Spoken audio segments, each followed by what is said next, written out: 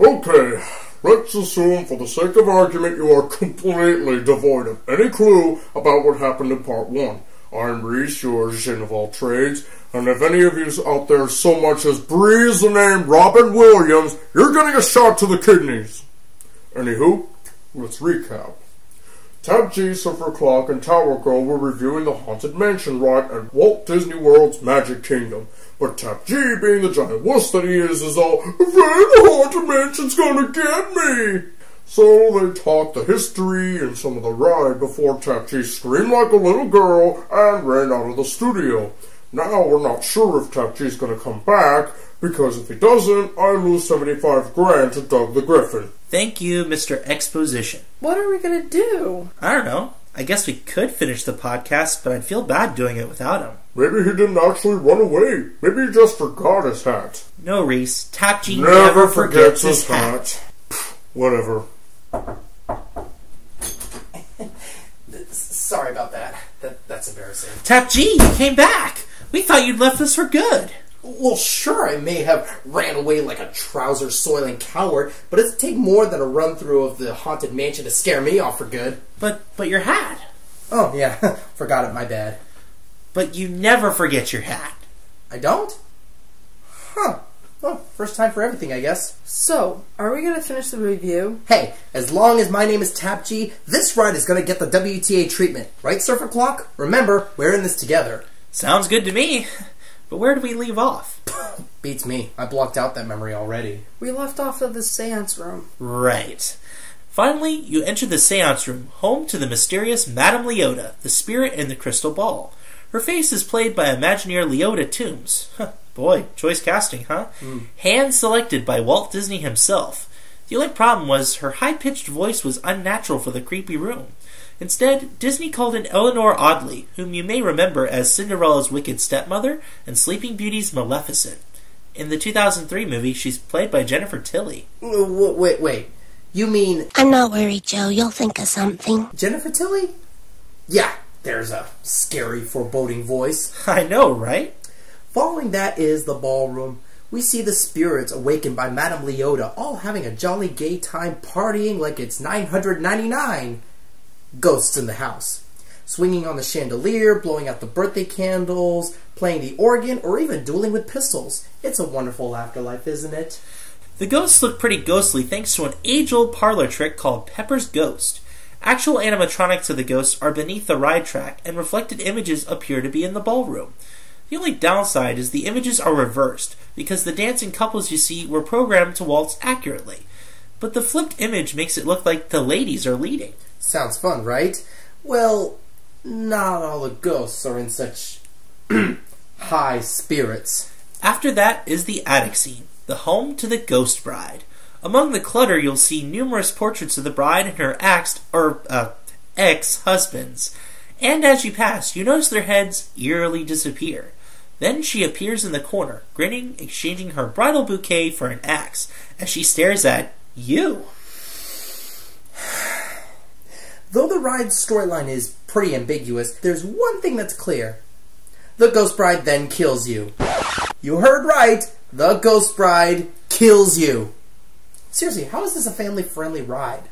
Your doom buggy drifts backward down a slope and out the attic window. You brush by the graveyard caretaker and his emaciated hound, both of whom tremble in fear. And why not? Now that you're officially dead, the ghosts erupt from the graveyard by the hundreds for a midnight spree, and they are illusions no more. Feel free to sing along with a rousing rendition of Grim Grinning Ghosts with the Graveyard Busts, all of whom were modeled off the a cappella group The Mellowmen.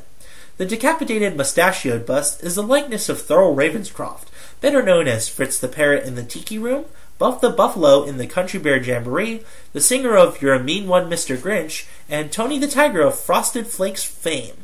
There's a lot of inside gags throughout the graveyard, like the skeleton arm walling himself in a tomb, in reference to Edgar Allan Poe's The Cask of Amontillado. Or how about, it ain't over till a fat lady sings? Yep, she's there too. Then you meet the hitchhiking ghosts, Gus, Phineas, and Ezra. These three have haunted the Gracie Manor since 1969, but have only recently gained names. So much fanfiction online referred to these three as Gus, Phineas, and Ezra that Disney adopted the monikers for this lovable trio. Until 2011, they would appear to sit in your doom buggy via a reflection, a classic image for many. But recently, thanks to recent technology, Gus, Phineas, and Ezra don't just sit there like the dead. They take the reflection of your face and blow it up like a balloon or switch it with a person next to you and more.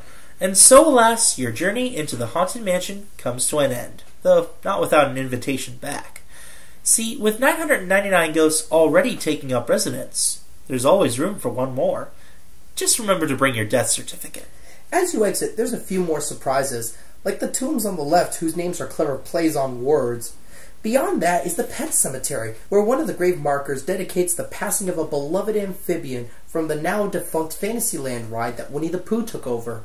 Tap G, in your Tower of Terror and Dinosaur reviews, you said despite your loathing for them, you still gave them good ratings. Is that the case with the Haunted Mansion, too? Believe it or not, yes! I can believe that. Haunted Mansion, despite the fact that, I do enjoy just how much it's indulgent on itself. Really? It really takes advantage of all the characters, the scenery, the setting, the darkness, the light, all the special effects. It's so indulgent on everything around it that it really enjoys what it is. I have to say, for being an opening day attraction for the Magic Kingdom Park, Haunted Mansion has held itself up to such a high standard, and it still continues to be such a major draw even after all these years. Absolutely. I think another part of that too is that they keep refurbishing and enhancing it, which normally that tends to ruin some of the rides. It tends to change them almost irrevocably. But for the Haunted Mansion, it still keeps kind of that same essence of what it always was. Yeah. And it only serves to enhance both the theme and the story elements. Yeah. And speaking of the story, yeah, it's a little disjointed. I can find that as a little bit of a problem. But for a ride like the Haunted Mansion, where it's you don't mind that you're all about story. Yes, you have to have a story in your rides if it needs one. Yeah, but in this case, it doesn't really need one, does it? Yeah, it's almost you could almost attribute it to like it's kind of like a song. You listen to a song on the radio, and that even though so many people have different interpretations of it, no one person is incorrect.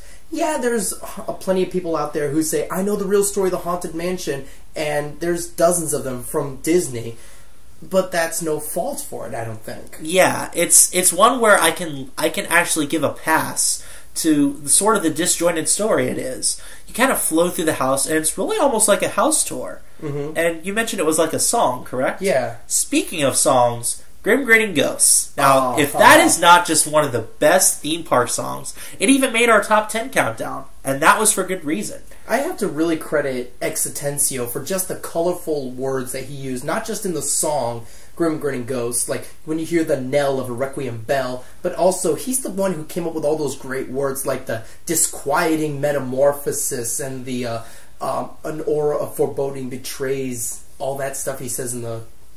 Oh, we almost forgot to mention, like, the pre-show, what you and I both think of the pre-show. I think it's probably one of the most brilliant setups for a Disney ride, or really any ride for that matter. It is well done, and yes, it scares me to death. Oh, the ever-loving noodles out of you. I still don't see how a corpse hanging from a noose and falling to the ground and smashing is so family-friendly. I just don't get it. I think it's kind of almost playful. And especially with some of the recent enhancements, where it sounds like the ghost host is all around you, and the gargoyles whispering to you. I don't think I ever heard that. When you walk in, they're like, "Come in," and when you walk in, they're like, "Get out, get out, get out." I have never heard that. Yeah. Oh my gosh. Well, overall though, it has great effects. It keeps itself up. It ages very, very well. Oh yes. And honestly, I'm glad it's there, and it keeps the Magic Kingdom well-rounded. Yes. I give this a 4.5 out of 5, despite my fear for it. This is such a classic attraction. To me, it has never lost its appeal. And like now that he mentioned the gargoyles whispering, I want to go again. Like I actually did not hear that when we went through. So I'm gonna have to drag him through it again. Oh, great. But in any case, this is one of those attractions where, to me, it's actually a perfect experience. It is a ride I will always go on every time I'm in the Magic Kingdom, at least once. I can always hit this one.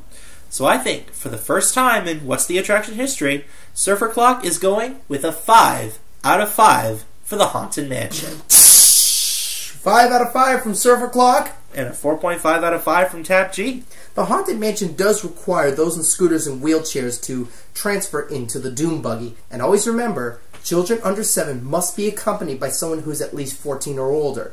Handheld captioning and audio description are both available. Now for fans. Me. Okay, aside from Tower Girl, who are the biggest fans of the Haunted Mansion? Well, those who are already fans of the ride are big-time hardcore fans. Between all the original characters and the dark, sometimes actually scary edge it provides, causes many adults to just go crazy over it. Unless you scare easily like some people. Tap G! Subtlety isn't your strong point, Reese. Subtlety. The ride is pretty much for everybody. It's got a great concept, great execution, awesome technology and storytelling, great music and effects, all culminated into one fantastic Magic Kingdom attraction. Thanks for joining us on this special 2-part episode of What's the Attraction? As always, I'm Surfer Clock. And I'm not a wuss. I'm Tower Girl. And I think all of y'alls are crazy. Thanks again for listening to What's the Attraction? Well, the hard work is your vacation! Hurry back, hurry back. Be sure to bring your death certificate.